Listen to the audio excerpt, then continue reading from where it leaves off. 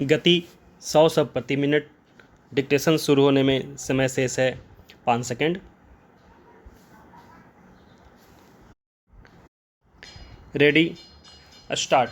सभापति महोदय, हमारे देश में गृह मंत्रालय और गृह मंत्री का कितना महत्व है, इसका अनुमान इसी से लगाया जा सकता है कि स्वतंत्र भारत में गृह मंत्रालय का भार सरदार पटेल ने स्वयं अपने कंधों पर लिया। सरदार पटेल का साहस, उनका उत्साह और उनकी बुद्धि तीनों ही हमारे गृह मंत्रालय के लिए आदर्श का काम कर सकती है, परंतु दुर्भाग्य से सरदार के पश्चात इन तीनों बातों में कुछ कमी आती हुई दिखाई देती है। उदाहरण के लिए एक ही बात मैं कहना चाहता हूँ।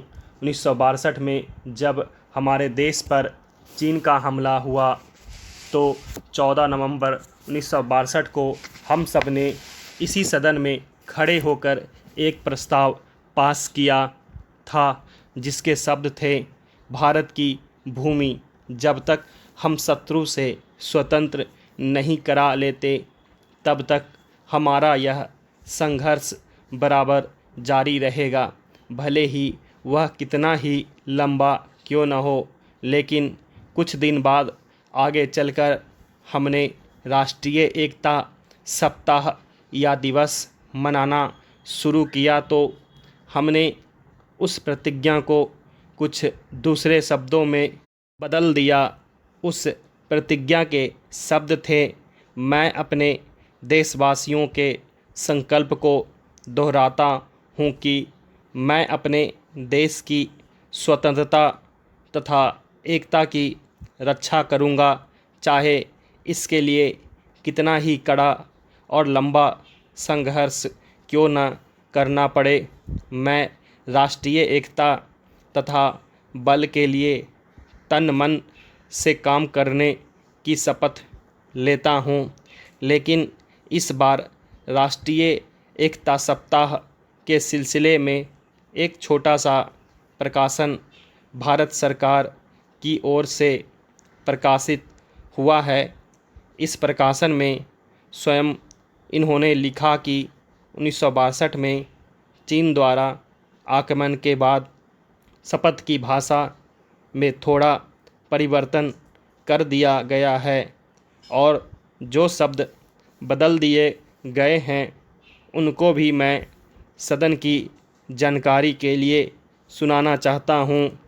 मैं प्रतिज्ञा करता हूँ कि मैं कभी हिंसा का प्रयोग नहीं करूँगा और मेरा विश्वास है कि धर्म, भाषा, प्रांत संबंधी तथा अन्य सभी राजनीतिक और आर्थिक विवादों का शांतिपूर्वक और असंवैधानिक तरीकों द्वारा हल किया जाना चाहिए।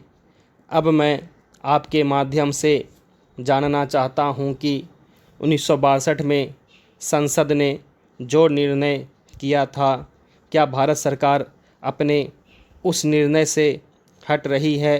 अगर सरकार अपने निर्णय से हट रही है तो यह जो सरकारी प्रकाशन आया है जिसके द्वारा 1962 की शपथ में परिवर्तन किया गया है, इसका आधार क्या है? सभापति महोदय, हम यह समझें कि किसी तरह का चीन का दबाव इस सरकार पर पड़ रहा है जिसने सरकार के सोचने के ढंग में परिवर्तन कर दिया है। मैं गृह मंत्री से विशेष रूप से यह कहना चाहता हूं कि सरदार पटेल जिस जगह पर बैठे थे, आज आप उसी जगह पर बैठे हुए हैं और राष्ट्र की आंतरिक सुरक्षा का भार आपके कंधों पर है। इस प्रकार के प्रकाशन सरकार की दुर्बलता के सूचक हैं। दूसरी बात, मैं सांप्रदायिक दंगों के संबंध में कहना चाहता हूँ। इन सांप्रदायिक दंगों से निश्चय ही हमारे देश की जो आंतरिक स्थिति है वह बिगड़ती जा रही है। दुनिया के दूसरे देशों में हमारा देश बदनाम हो रहा है। सबसे पहले मैं गृह मंत्री महोदय से कहना चाहता हूं कि अब तक जितने सांप्रदायिक दंगे हमारे देश में स्वतंत्रता के बाद हुए, गृह मंत्रालय इस बात की जानकारी ले कि इनका प्रारंभ कहां से होता है और कौन उनको प्रारंभ करता है। अगर इस देश का बहुमत उनको प्रारंभ करता है तब तो मेरा कहना यह है कि बड़ी कड़ाई के साथ उन पर काबू किया जाना चाहिए।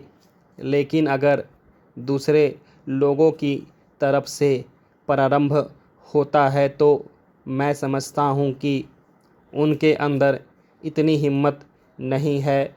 जब वे जानते हैं कि इसका परिणाम यह होगा कि हमको और हमारे दूसरे सहयोगियों को चोट लग सकती है, फिर भी वे इसका प्रारंभ करें, तो मुझे ऐसा लगता है कि कोई तीसरी शक्ति अवश्य है जो आज भी 5 दशकों के पश्चात हमारे सामाजिक जीवन को दुखी बनाना चाहती है। उदाहरण के लिए मैं एक ही बात कहना चाहता हूँ। पहले गृह मंत्रालय जब अपनी वार्षिक रिपोर्ट प्रकाशित करता था तब उसमें बतलाया जाता था कि हमारे देश में दुनिया के किस किस देश के कितने नागरिक रह रहे हैं। लेकिन अब शायद जानबूझकर गृह मंत्रालय ने अपनी कमी को छिपाने के लिए इन आंकड़ों को देना बंद कर दिया है। लेकिन फिर भी प्रश्नों के उत्तर में कभी कभी कुछ इस प्रकार के आंकड़े सामने आ जाते हैं। अभी हाल में जब यहाँ पूछा गया कि हमारे यहाँ देश में पाकिस्तान के कितने नागरिक ऐसे हैं जो पासपोर्ट लेकर रह रहे हैं, तब उत्तर में सरकार ने बतलाया कि इस समय पासपोर्ट के आधार पर भारत में रह रहे पाकिस्तानी नागरिकों की संख्या लगभग 217,000 है। स्टॉप।